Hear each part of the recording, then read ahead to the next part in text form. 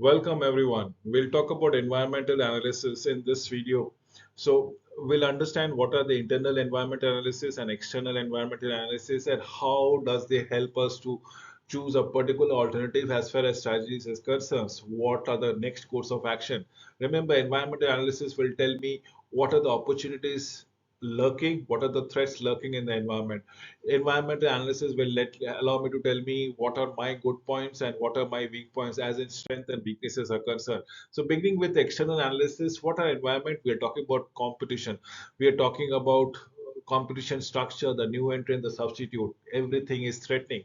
What is external analysis regarding market?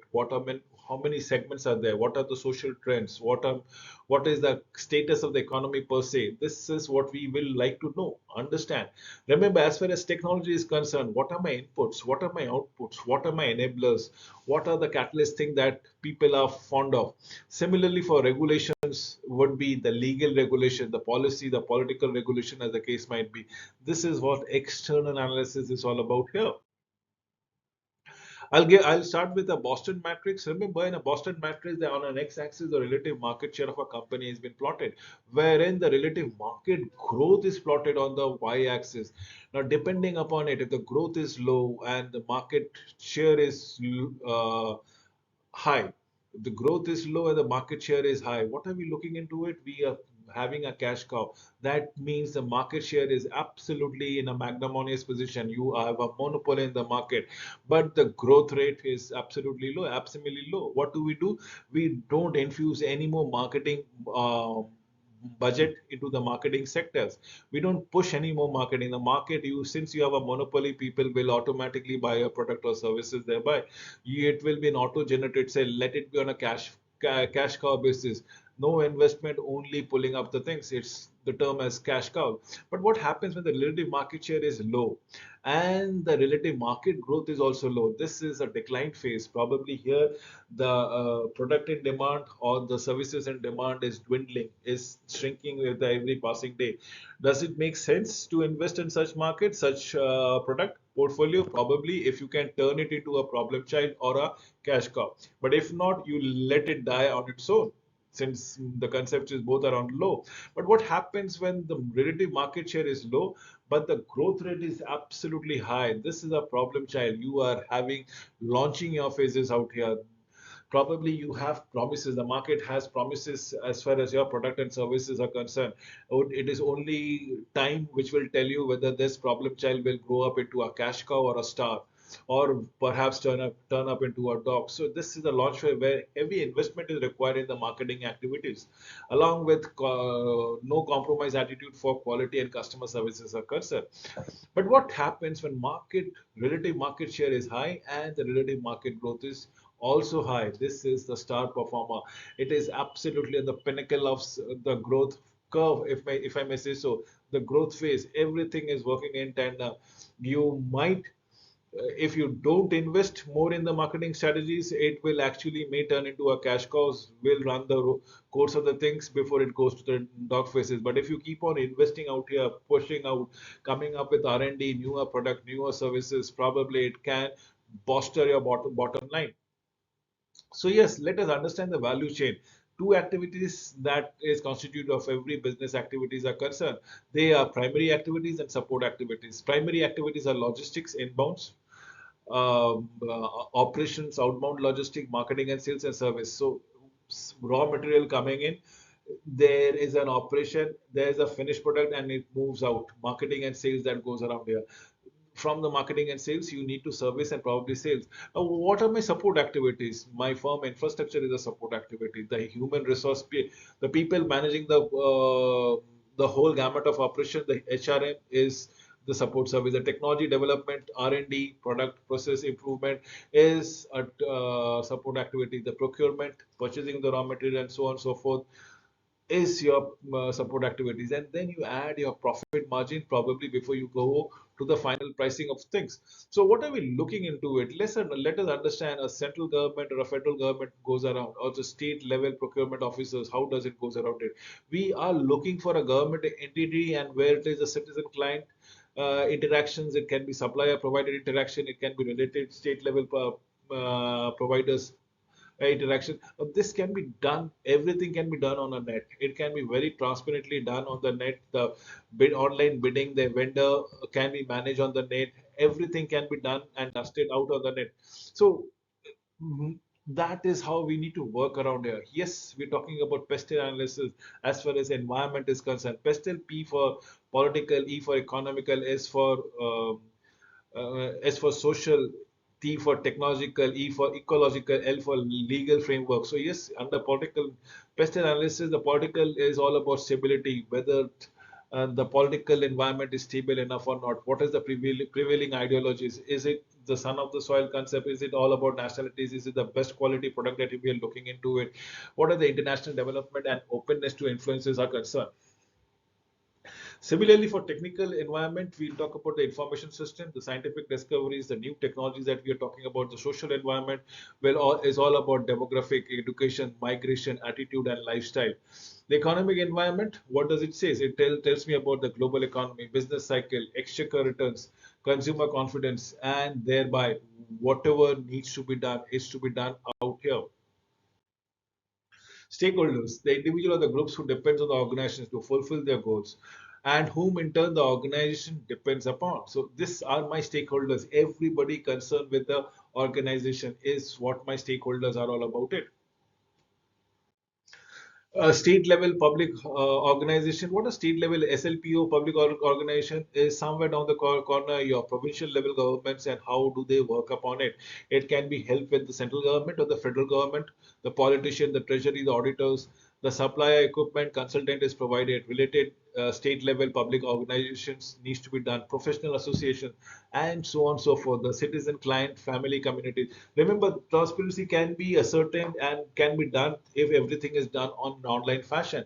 Probably everybody has the equal rights to have the access to the information, apply for the vendor rights or the tendering rights. Stakeholders, when it comes to the external factors, it is all about local community. It is all about government in terms of taxes and regulation.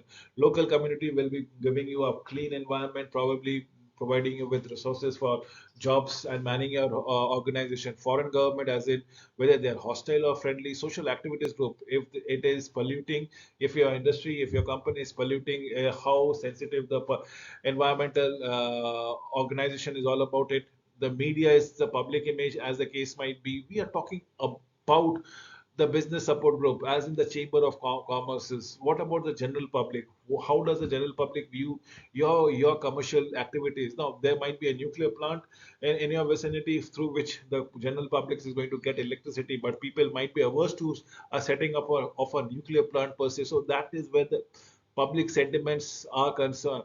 That is where the support of the government is required. What needs to be done? Now, these are my stakeholders. These are there, irrespective of what business I am into it. Be it the government who's going to collect taxes, be it the foreign government who might avoid or have no export or import and trade related agreement with the government of this particular country, wherever you are operating upon it. You need to understand everything. This is what local community is all about here.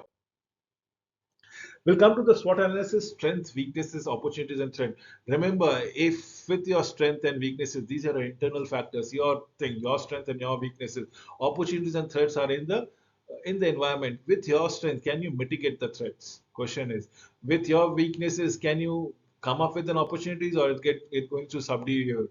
So can you reduce your weaknesses? Can you reduce or eliminate your threats, and how do you go around it? If you can have a enlarged threat strengths along with it, can there is there any enough opportunities for n numbers of players to work within the industry, within the market? Then probably it becomes much some sense to invest in a particular businesses. Perhaps the stakeholder mapping is what we are looking into it. On the next axis is the level of interest, on the y axis is power. Remember, when the level of interest is low and the power is high, you will give minimal effort.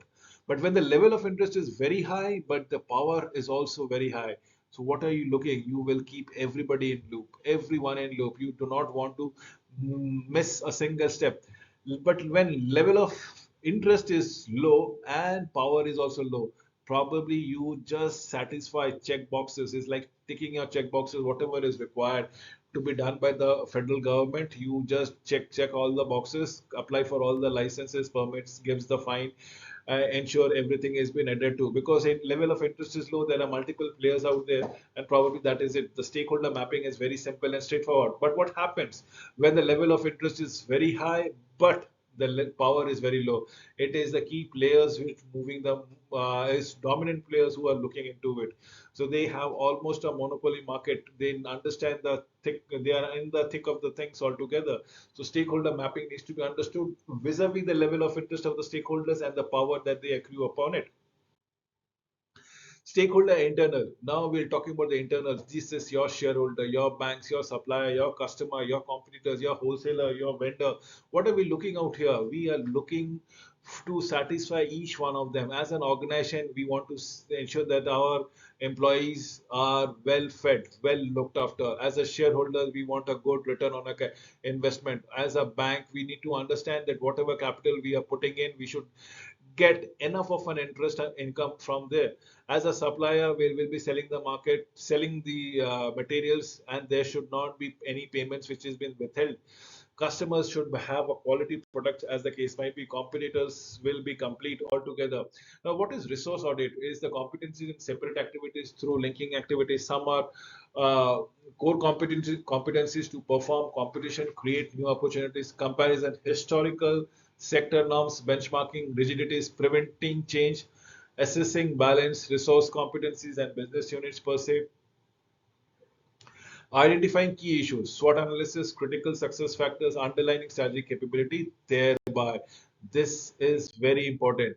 Now, what are my requirements as far as pest analysis? If you look into it, political, legal, social, technological, and economical effect. Let us go one by one. As what are the factors? Under economic comes the gross domestic product trends. What are the trends? What is my interest rate trends? What are how money has been supplied? Inflation rate, employment level, wage, price control, devaluation, revaluation, energy availability, cost, disposable income, discretionary income. Technology is all about total government spending for research and development, total industry spending for research and development.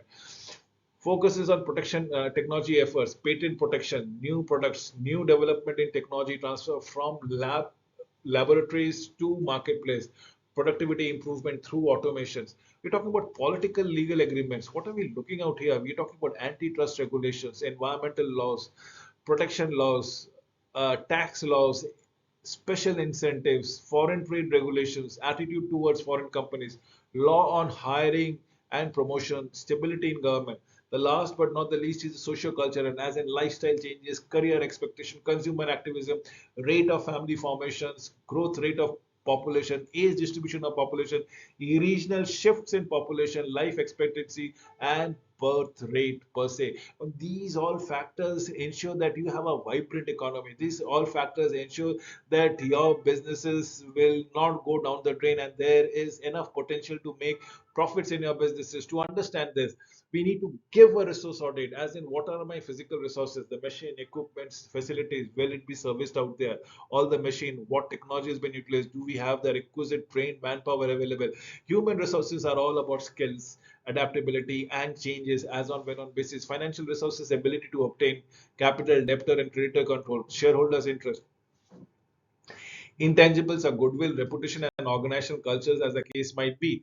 Yes, we are talking about internal analysis. We spoke about external analysis at the very beginning of this video. Now we'll go about the internal analysis. Again, with internal analysis, it's your product services, whether it's internal significance or external significance. How significant are they about it? About your customers. Who are your strategic customers or non-strategic customers? Here, you need to understand customers who have a big deep pockets are your strategic customers. Those who make bulk orders, those who purchase in a bulk rate, those who can give a sizable portion of your businesses altogether. So those are your strategic customers. And then there are others, as in non-strategic customer. Resources would be tangible and non-tangible. Definitely yes. Tangible are your end product, finished good. What are intangible is your brand name, your customer service. Infrastructure is a core process and supporting processes thereby.